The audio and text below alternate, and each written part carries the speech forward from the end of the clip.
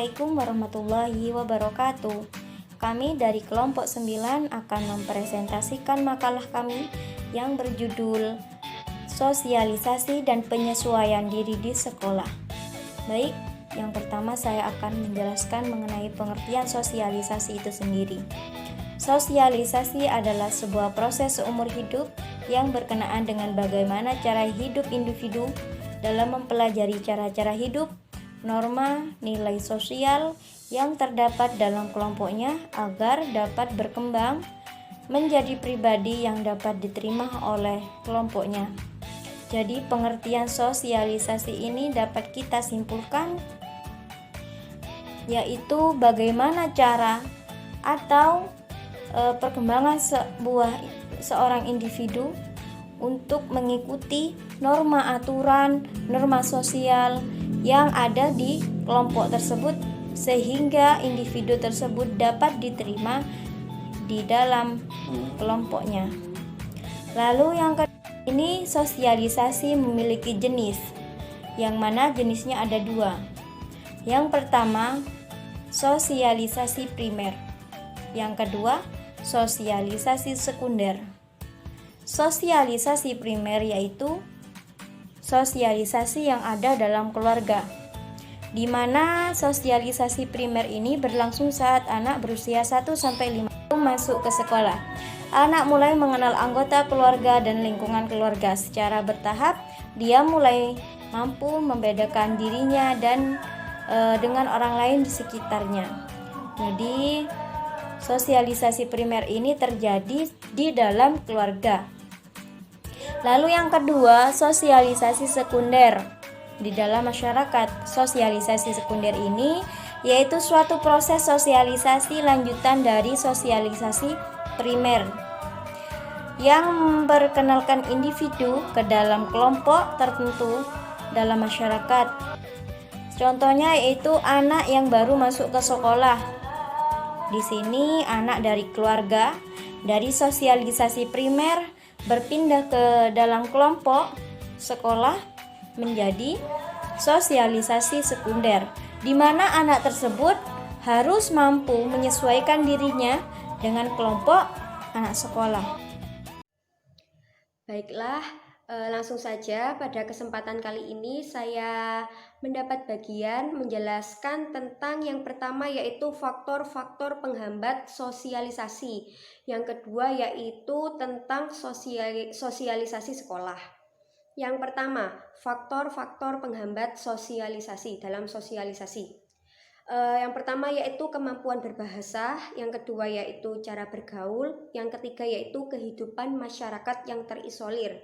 Yang pertama, kemampuan berbahasa. Kemampuan berbahasa dalam sosialisasi sangatlah penting, terutama kemampuan berbicara, karena dengan mampu mengerti apa yang ingin disampaikan, sehingga seseorang akan dengan mudah menyesuaikan diri dengan lingkungannya. Yang kedua yaitu cara bergaul. Orang yang pandai bergaul dan bisa menempatkan dirinya akan mudah menjalankan proses sosialisasi. Begitupun sebaliknya, orang yang sulit berkomunikasi, bersikap kaku, kurang beretika akan cenderung menghambat sosialisasi. Hal ini dapat terjadi karena beberapa faktor seperti perbedaan golongan, status, pendidikan, serta sosial ekonomi. Yang ketiga yaitu kehidupan masyarakat yang terisolir. Masyarakat yang terisolir biasanya hidup tersendiri dari masyarakat lainnya, cenderung menutup diri dari masyarakat luar, sehingga mereka sulit untuk bersosialisasi. Yang selanjutnya yaitu tentang sosialisasi sekolah. Sosialisasi sekolah. Sekolah merupakan lembaga pendidikan yang penting pada zaman dulu dan terlebih pada zaman sekarang. Sekolah memegang peranan penting dalam sosialisasi, walaupun sekolah merupakan salah satu lembaga yang bertanggung jawab atas pendidikan. Seseorang anak akan mengalami perubahan dalam perilaku sosialnya setelah dia masuk ke sekolah. Yang kedua yaitu sekolah adalah lingkungan pendidikan yang sejati berperan melaksanakan pembelajaran dan proses sosialisasi dengan mengacu pada 4 pilar. Yang pertama yaitu belajar mengetahui, learning to know. Yang kedua yaitu belajar melakukan, learning to do. Yang ketiga yaitu belajar menjadi diri sendiri, learning to be. Dan yang terakhir yaitu belajar hidup dalam kebersamaan, learning to live together. Baiklah, di sini saya akan menjelaskan tentang kelompok sebaya dan sosialisasi dan juga jenis-jenis kelompok sebaya. Yang pertama yang saya akan jelaskan ialah kelompok sebaya dan sosialisasi. Kelompok sebaya adalah kelompok yang terdiri atas sejumlah individu yang sama.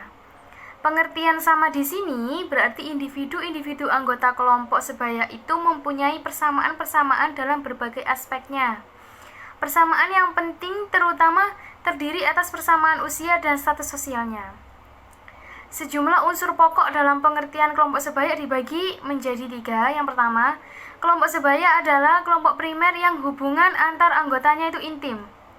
Yang kedua, anggota kelompok sebaya terdiri atas sejumlah individu yang mempunyai persamaan usia dan status atau posisi sosial. Yang ketiga, istilah kelompok sebaya dapat menunjuk kelompok anak-anak, seperti kelompok remaja, kelompok orang dewasa. Mula-mula kelompok sebaya pada anak-anak ini terbentuk secara kebetulan. Dalam perkembangannya, masuknya seorang anak ke dalam suatu kelompok sebaya berdasarkan atas pilihan. Setelah anak masuk ke sekolah, kelompok sebayanya bisa berupa teman-teman sekelasnya dan kelompok sepermainannya.